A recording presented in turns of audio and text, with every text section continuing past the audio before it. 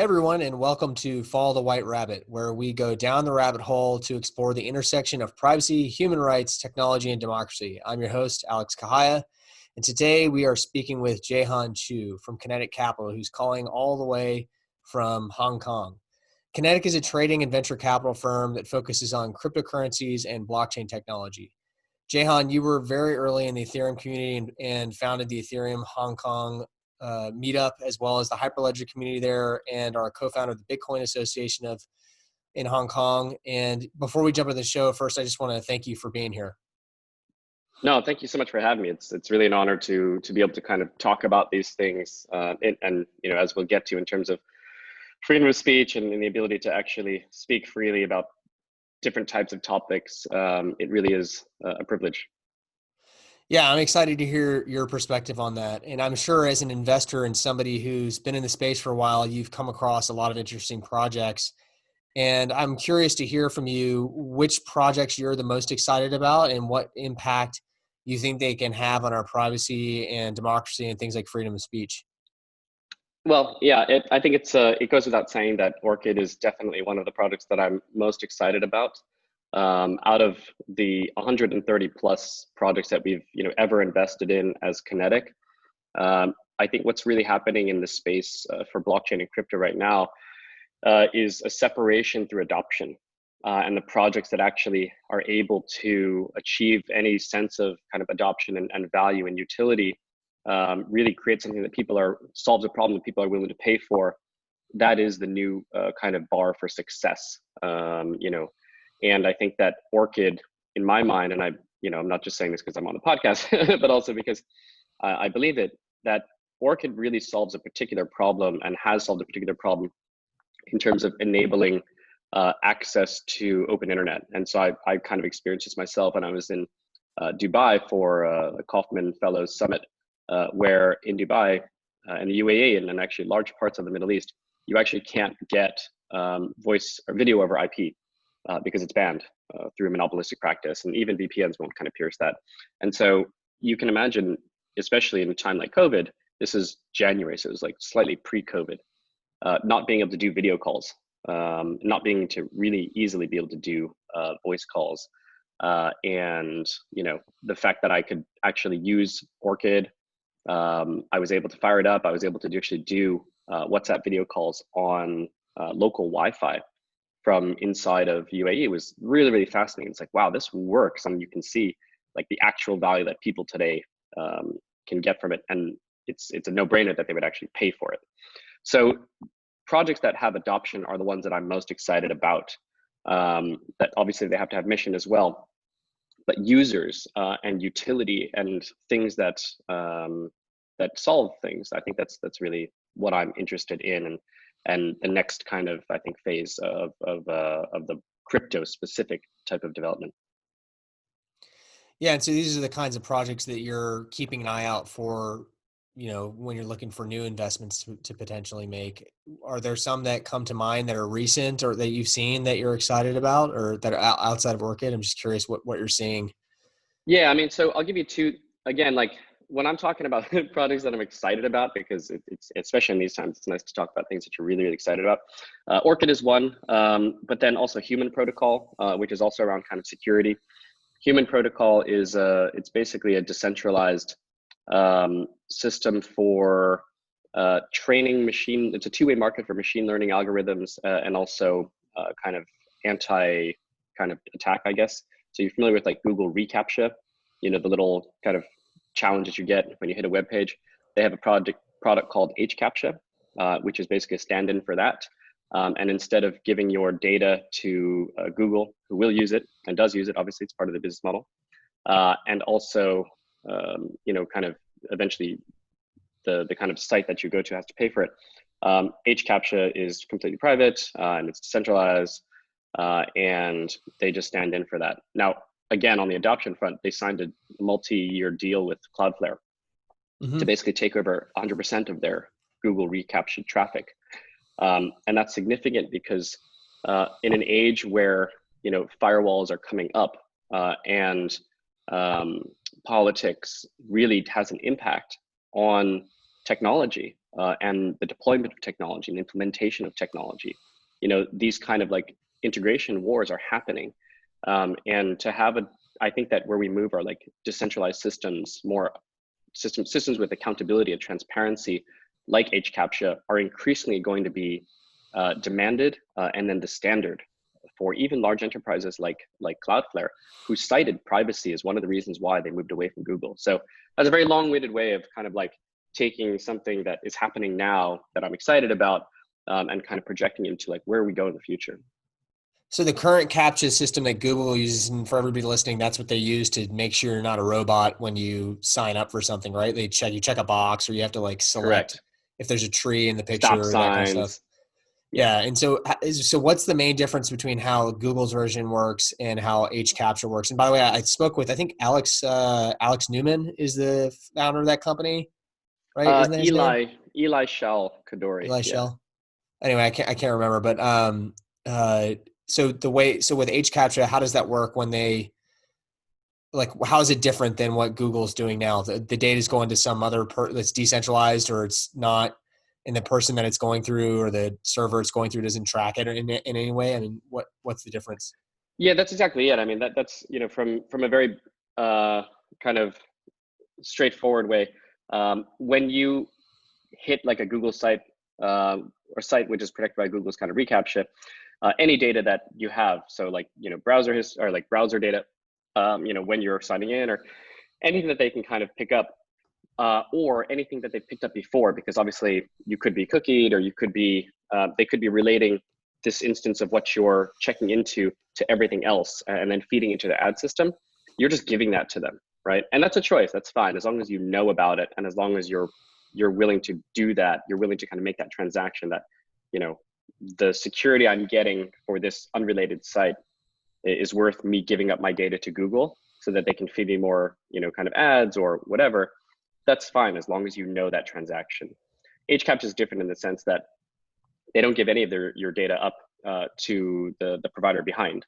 They simply provide a specific service, which is to kind of prevent DDoS attacks by having these kind of simple challenges. The cost structure is different too. They're actually much cheaper. So Google reCAPTCHA used to be free, which is why everybody uses it, but they're starting to charge, and so there's also a cost. There's also a business rationale for switching over. So we're starting to see, obviously off the back of the Cloudflare deal, a lot more interest from large scale enterprise to kind of take on Human Protocol. And where this goes, again, it's called Human Protocol, is the parent company. You can build many other types of things on top of it. So this is not just about the defense side of things that just happens to be their first product.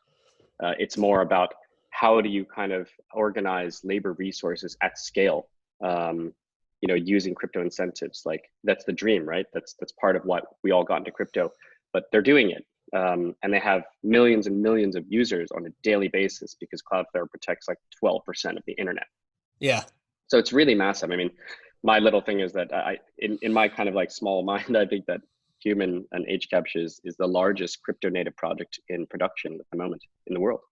Yeah, it sounds like it. And that honestly, I knew that, obviously I know that Google tracks everything that I do, but I didn't realize that the reCAPTCHA was one of the ways that they were capturing some of my data. I had no idea that and so Absolutely. there really isn't a known contract where I'm agreeing to that. They're just taking that and all the cookies that are stored in my browser when I click that button, and knowing basically, I mean, they can infer a lot from that. They can tell what sites I've visited. Absolutely. They can retarget me for ads and stuff. It's a pretty crazy invasion of privacy. Well, and they're keeping that data. So you're basically being, put into a massive database where it's tracking your history of your time. And that's the scary thing as well. It's like they're building a profile of you, of me, of all of us. So we see it as like, oh, they're getting my browser they're getting my browser data where I'm logging in now. But it's what that infers over time, and at scale, as they have deeper and deeper data across many different points that they've collected willingly, and their ability to kind of infer different types of patterns, behaviors, psychologies, whatever. I mean, you don't see it, but it's absolutely there. Like credits. I mean, there's a lot of companies that will do credit scores based on what time you're online and how frequently, and they can figure out like, are you a good high risk or low risk, if you're up at 4 a.m., online, you're probably high risk actually. But if you, go home every day and they track that, like you're low risk. That's amazing.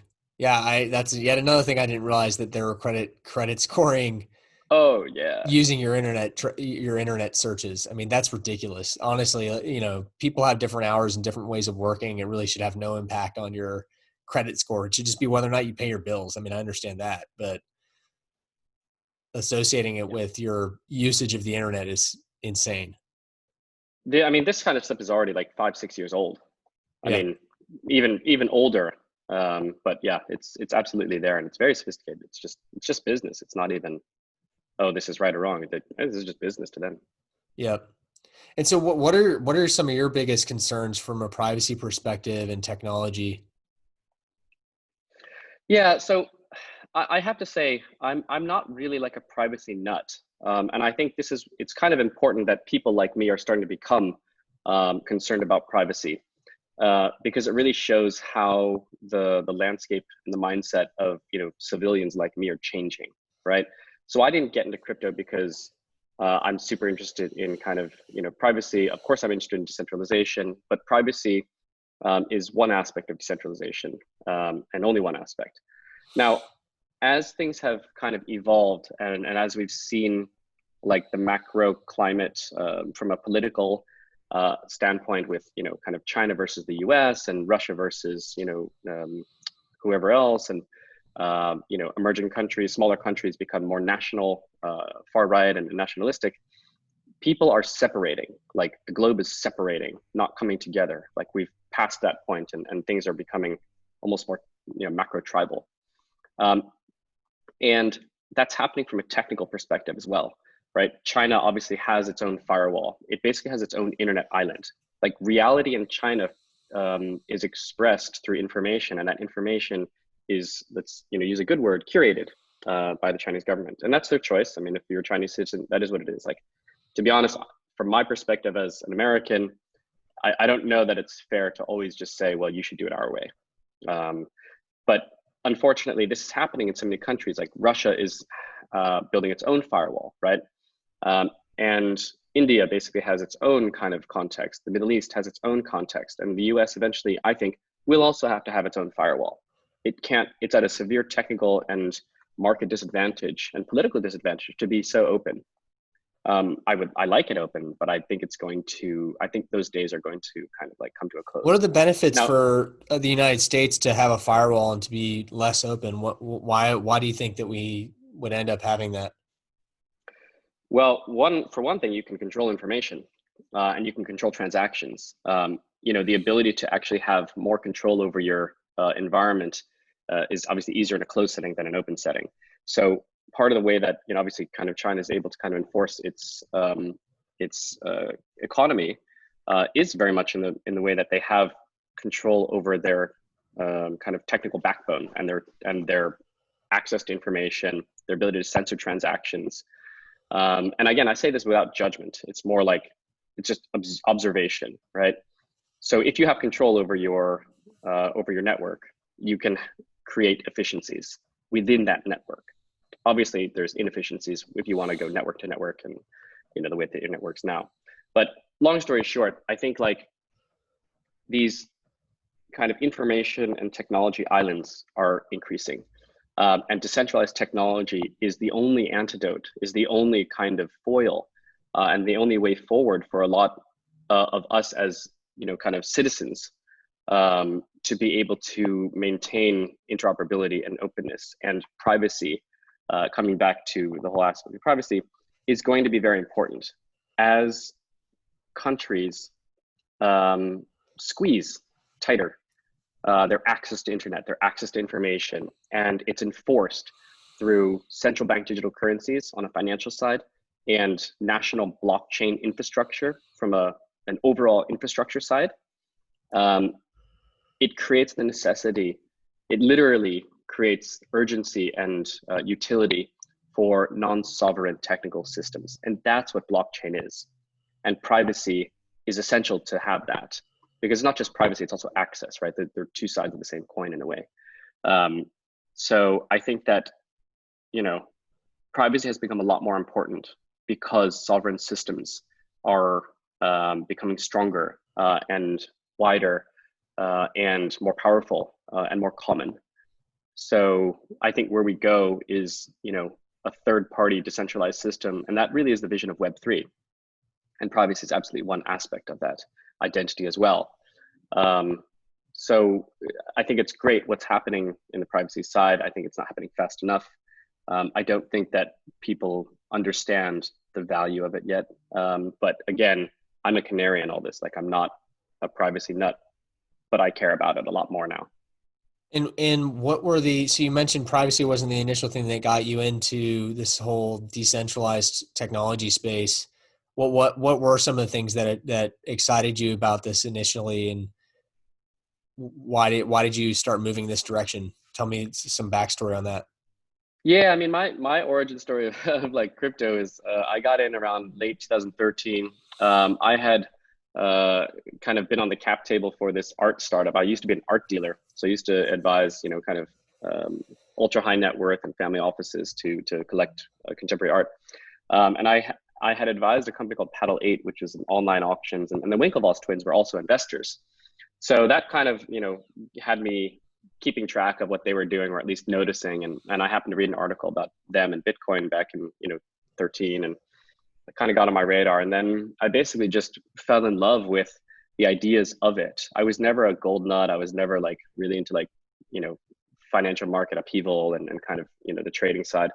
I just like the application side, actually. I really like the idea of decentralized applications. I'm a huge like snow crash kind of fan, and Neil Stephenson's vision of the future, I think, jives very well with the ideals and the kind of technologies of blockchain. And so that's kind of how I got in. I mean, I basically started to organize and evangelize as a way to learn. So that's what had me start the Ethereum meetup in kind of early 2014, and helped to start the Bitcoin Association early 2014. And that's how I got to know Vitalik and a bunch of others who were early in the space. So it was the ideas and the application side of blockchain, which I think was really exciting to me. Yeah, I agree with you. I'm definitely way more interested in the use cases, the various applications, the various marketplaces that can be spun up, decentralized marketplaces for bandwidth, compute power, all these different things that I think can bring a lot of utility into this whole decentralized Web3 environment. And there's some really exciting companies doing some cool things, to build those kinds of marketplaces. And so is that what got you? Is that how you guys got started with Kenetic, or how did that parlay into Kenetic and you investing? Were you already an investor before that? Yeah. What was your experience there? Yeah. So I started investing myself just personally, with my meager art dealer kind of funds into like Ethereum crowd sale and MadeSafe. So really, I think MadeSafe was like the third or fourth ICO ever. And so I invested in that, and obviously I was in Bitcoin. I had bought some Litecoin, and so I was already investing along the way. And then basically I realized back in 2016, I think it was like maybe the sixth or seventh time that I had hosted Vitalik in Hong Kong for a meetup. And it was like 200 people, wall to wall, standing room only, with, multiple, kind of financial institution C-suite executives like in the room, all coming, to see like Vitalik speak. And I was like, oh, this is different. And I realized that I was spending 40% of my time on crypto, which made me probably a subpar art dealer at that point. So I decided that I'd better, make the leap. It's now or never. And it was true, actually. 2016 was an inflection point for both price and the community and mind share. And so I went full time, and that's when I started Kenetic. Originally, I had started with a couple of partners who are kind of gone now. But we started as a principal investments firm. It was basically just me investing our money, investing on behalf of the partners, and that grew as we were fortunate enough to get into particular deals and make particular investments, like Qtum, which was the Chinese blockchain, Omise Go, Status, Gnosis, Kyber, like a lot of these early ones, which did quite well from a financial standpoint, and I think have largely struggled, I think, to achieve the type of utility and adoption I think that they're fortunate to still be well capitalized and they can still grow. But that's why I point out the kind of HCAPs of the world. There's real utility there, and that's key. So continued investing, and we did everything from OTC trading to high frequency trading, and we did events. We did the first non-fungible token conference with Ari from Decentraland. Did a lot of stuff, kind of try to boil the ocean. And when the market came down in 2018, late 18, we decided to scale back and really take a look at what we were doing and what we were good at, and just focus on those two things, which are investments and trading. So that's all we do now: high frequency trading and investments. And our new kind of effort is really an equity focused effort, investing in blockchain companies. But we still maintain a pretty sizable token portfolio, and we still work obviously with these companies a lot to try and help them. How do you see the return coming from equity investments in blockchain based companies? Or are you still, because when you look at these deals, it seems like in some of the deals, most of the value is going to be in the token, and then in others, there could be value in the equity in the business. So are you guys getting token and equity for those deals, or are you just, what's the sort of thesis there for going after equity? Yeah, I think that, when we started this thesis around early 2019, mid 2019, as we were looking at the token markets basically in disarray, and a lot of projects just basically going down, and projects that were still hanging around were floundering for mission and for kind of action and for actual users, much less paying customers. So we took a look and said, all right, well, obviously we believe in blockchain. Obviously blockchain technology is going to be important. But, where is value going to accrue? And we decided that, it will definitely accrue in equity, because it's a traditional proven model. And also a lot of companies didn't, especially at that time, new companies, they didn't want to raise a token. And there's already a lot of companies that have nothing to do with the token. There's no point in having crypto, economic incentives attached. Like it's kind of superfluous. So we wanted to be able to get exposure and help other people get exposure to that in a structured way.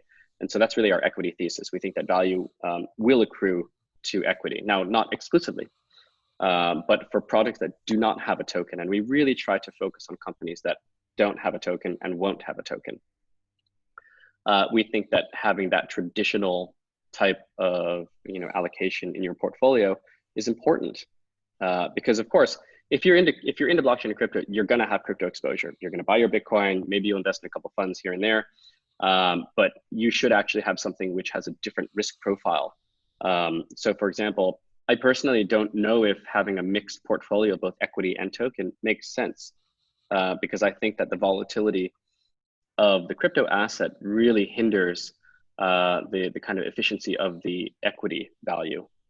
Because yet another like 50% drop, which we kind of see every couple of years, if not every year and a half or so.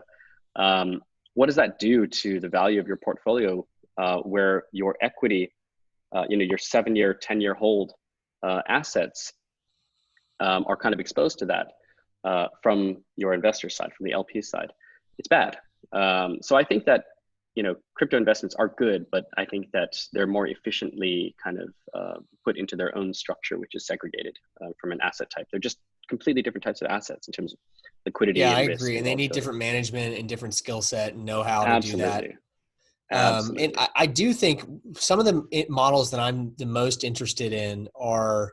And there's a good example of this. Akash network, I think, is a really good one. I don't know if you know the Akash team, but from my understanding, they're building a decentralized marketplace for compute, and they've got good traction. Developers are already testing their testnet for deploying applications into this network.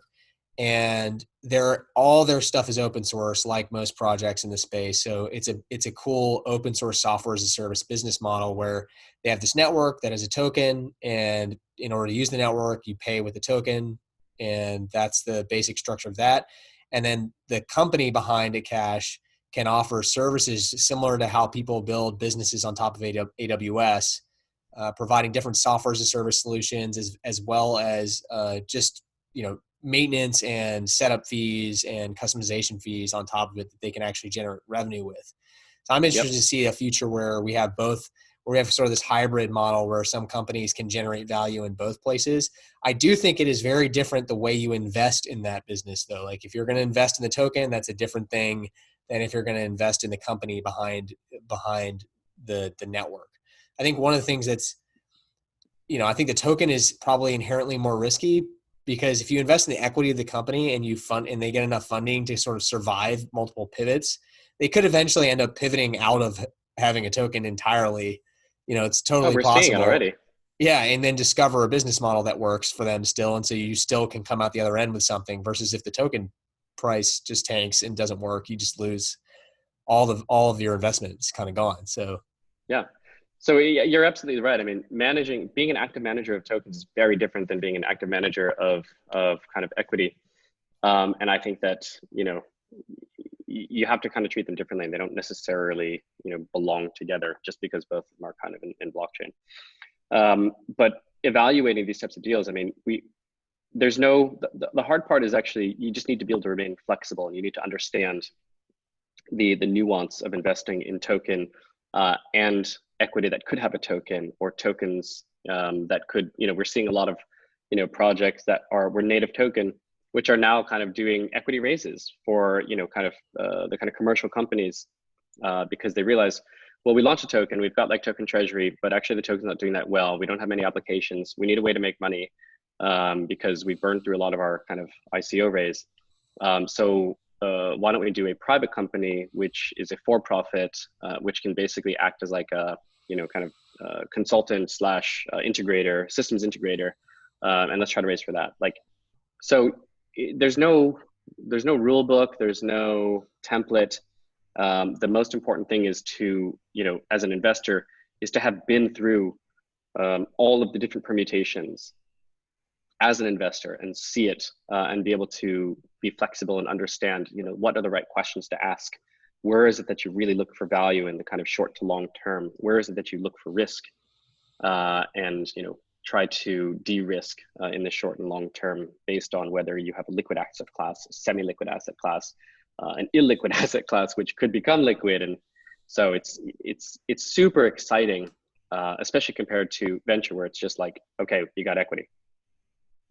So I want to go back to something you mentioned earlier. It's going to change gears a little bit, but earlier in the conversation, you were talking about nationally run or state run blockchains.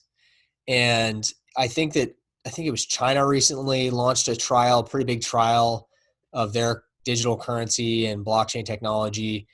And I just want to hear, I have some of my own thoughts, but before I share them, I want to hear some of yours on that, especially with respect to someone like China. But I mean, I think it could really be applied to any nation state running their own digital currency. What are your thoughts on that and the impacts there? And, can we trust that? What's Yeah. happening? So I'm going to leave the politics out of it because obviously right now, I mean, for I don't know when this, when people will listen to this podcast specifically, but what's happening in Hong Kong right now is it's quite important. I mean, Hong Kong is a Chinese territory. It was always contracted to become a Chinese territory over time with one country, two systems phasing out over, I think it was like a 50-year period. Obviously, China has accelerated that process, and a lot of people, including myself, are not happy about that acceleration. At the same time, Hong Kong becoming a proper part of China is, that is the contract that's signed. Now, politics aside, what's important is that China's, China's move to really become, step into its shoes as the global superpower is so massively kind of, expressed and expressed by its technology approach. Yeah. So having a national blockchain, which is what they're doing, and having a national digital currency, which is not blockchain based. So it's not truly a crypto, but it kind of doesn't matter that it's not technically a crypto. The optics and the kind of influence and the signal that it has is the same. these are really important things, and it's because they can enforce these digital islands, these information and kind of, economic and power silos that I was talking about before. This is the new firewall. It's not just can information get in and out, it's also how do you control information inside of the system. And that's what this is.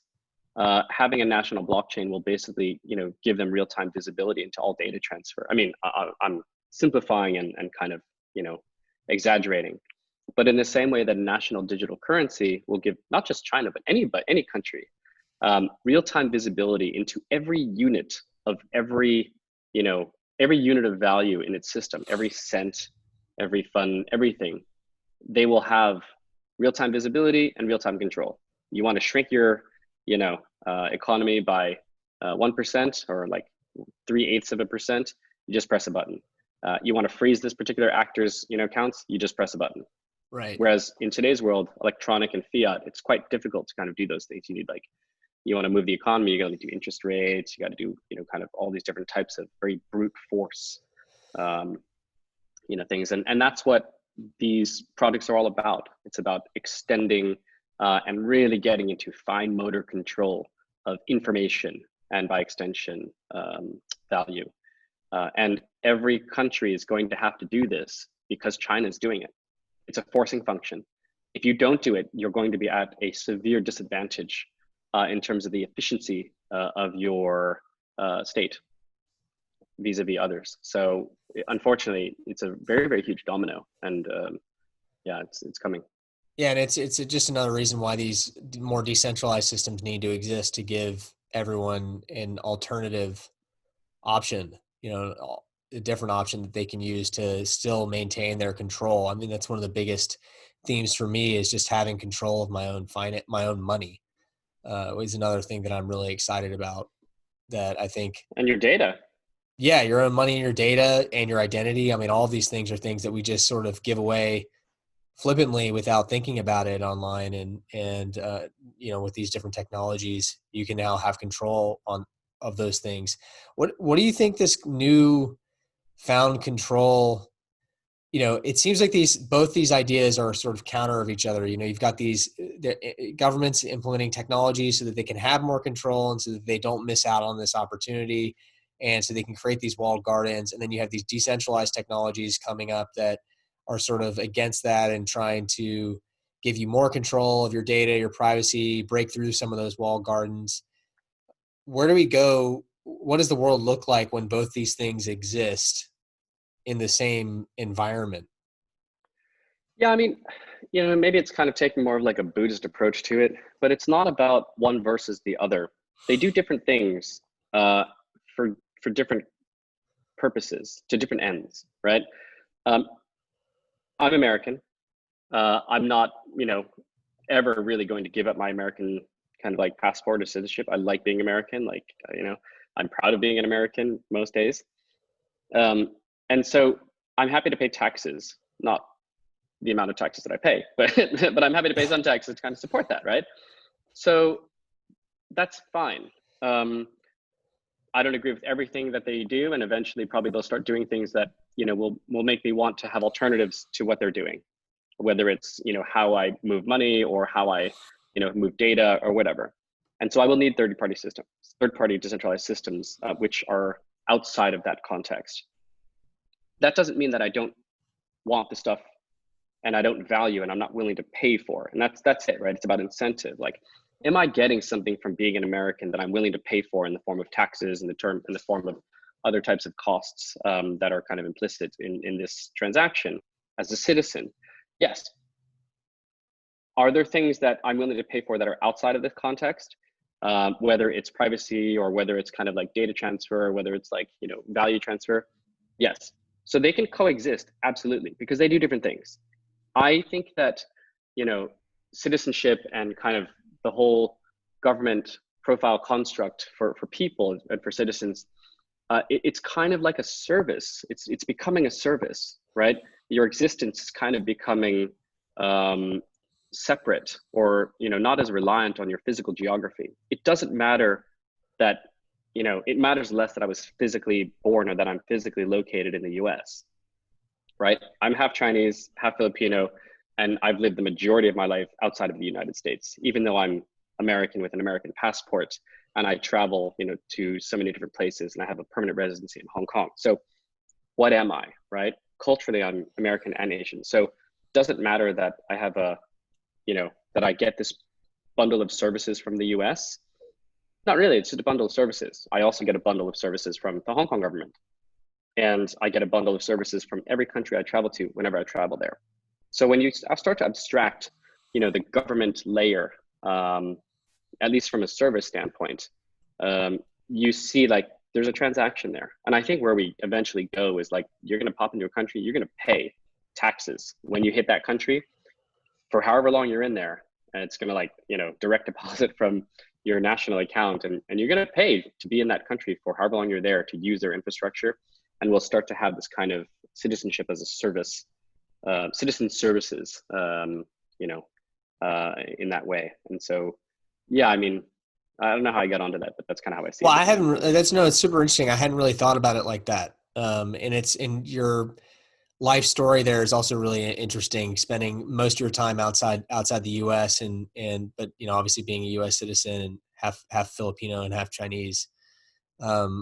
Speaking of Hong Kong, how long have you lived in Hong Kong, and how are things there right now with COVID and the economy and all that's been happening around Yeah, the world? well, I've been here, I just crossed 14 years. So I've been here for quite a long time. It's the longest Wow. I've ever been anywhere. I lived here for a couple of years as a kid, but other than that, yeah, I mean, I think I lived in New York before this, and I was only there for, I think, 9 years. So Was Hong Kong really is my home. was one of your family members in the military or a diplomat or something like that? Why did what caused you to spend most of your life No, out in no, the US? no. Actually, so my dad was one of the first people to kind of really help China open up from a business standpoint. So he Oh, was cool. working for AT&T back in the 80s. And so, he was stationed in Beijing, and we went to Hong Kong because that was at that time, there was no high school. I wasn't in high school, but my sisters were, and there was no high school in English language, American high school in Beijing. So we were basically living in Hong Kong because that was the next closest place. Wow. And so, how in the U.S., I think you've probably been following some of the response to the coronavirus and this pandemic that we have going on. What's the response been like in Hong Kong? And have you? I know that in other parts of China, they've used definitely some pretty, I don't want to say extreme, I would maybe efficient measures for tracking and tracing and technology and making sure that quarantines were enforced. And they had some initial really good results with that. And now we're seeing a little bit of a rebound. Um, but certainly they haven't seen what's happened in the United States. So I'm curious, what's the truth on the ground in Hong Kong with this whole situation? Yeah, it's kind of back to nearly business as usual here. You got to remember, like we started this whole process, I think, somewhere in January, where things were really starting to kind of pop up, and especially in China. So we were a few months ahead, but I think that most of Asia has dealt with it really, really well, and most of the West, unfortunately, has not. I mean, it's Mm-hmm. just been shocking and appalling as an American to like, I have family in New Jersey, I have friends in New York, and just to see that those are like the epicenters Yeah. of kind of infection, and just unfortunately, it just boils down to culture, right? It's kind of a favor and a curse that we're so, as Americans, like um, strong-willed and independently minded in terms of how we see our rights, even at the cost of the collective. So almost to a fault. I'm not going to wear this mask because I don't have to. And yeah, fair enough. But you could potentially infect a lot of people, and as we've seen, it's happened. And that's kind of prolonged and really exacerbated. I mean, the scale of infection is unprecedented, and that's just what we know in the U.S. In Right. Asia, I think we've topped out at around maybe 1,300 to 1,400 kind of infections. I think we don't even have double-digit deaths, knock on wood, right? This is a city of 8 million people, which is just across the border from Shenzhen, which is one of the largest cities in the world. And the border has been generally open this whole time. And we've still managed to basically, via government action as well as kind of cultural adherence to, the collective good, wearing masks, using hand sanitizer, social distancing, and, generally following it to have a safe, again, knock on wood, outcome. But I don't know what happens to the US. I mean, when people are protesting on both sides, like to wear masks and not wear masks, it's crazy. Like armed protest so that you don't have to wear a mask is kind of ridiculous to me, but that's America. I mean, what are you gonna do, right? Yeah. I mean, part of it, I do know for small business owners, I've been talking to a lot of friends who own small businesses in the US. And I think right now, as we're starting to see some opening up, I think you're seeing some contradictory or just bad policy, right? Like some of these businesses can open up because they pay a lot of taxes and are high dollar for the, or whatever. And these other businesses that seem kind of similar to the person who owns that business, that you would think that if business A can open up, why can't I open up? And so we're running into these very tricky subjects. And so now that's not the source of the armed protest. These are more like, I think, reasonable people who are saying, hey, what the heck? You're not handling this the right way. Can we do this a That's different true. way? And that's That's true, definitely but happening.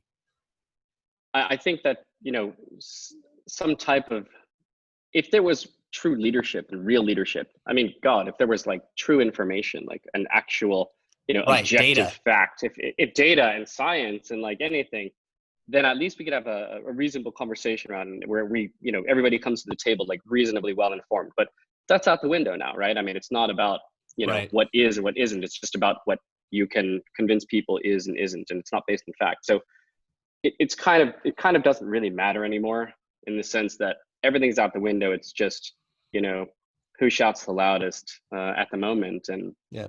that's public policy. And unfortunately, that becomes, kind of public health policy. And I went to Johns Hopkins, and so a lot of my friends are either doctors or they're into public health policy. So it's very much a part of like, this idea of public health administration. I was just around it a lot, and to see this happening, it's just, what is the purpose of all of this, kind of 250 years of democracy, if it can unravel, in 4 years? Is it actually a good system? And I know it sounds like kind of heretical or blasphemous to kind of say this as an American, but like I've been in Asia for a long time, and you see actually how well things run, and of course there's costs to it, human rights, kind of censorship, all these different things, absolutely, and I don't condone that at all. But in places like like Taiwan and Singapore and Hong Kong, I believe up until recently, there's an interesting balance to it. You can actually get a lot of stuff done very efficiently, with reasonable kind of trade-offs in terms of the types of things you can and can't do, and people are generally happy. So it's hard to say. I mean, there's no right answer, but I'm definitely quite sad about what's happening in the U.S., and I don't see a path forward in a meaningful way, and a sustainable way. And I think that's really a shame. Yeah, it's hard to say. It's hard to say what's going to happen next, but I do think your point about,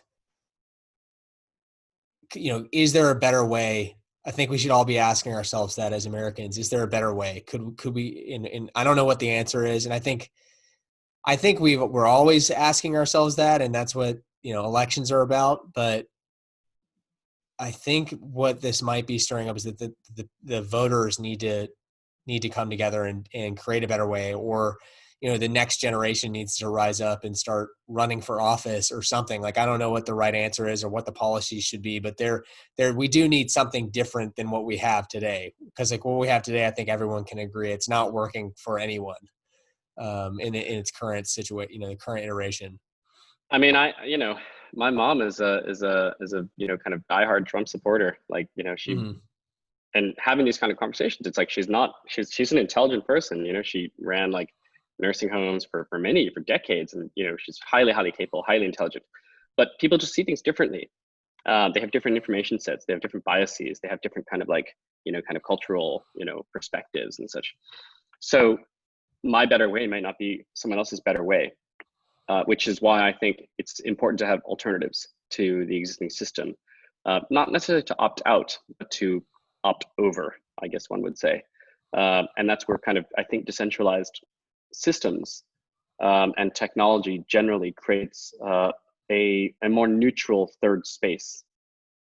I think that decentralized technology doesn't, it's not that it doesn't have an agenda. It's not that it doesn't have politics, but for the most part, these, politics and agendas are coded in, right? They're transparent.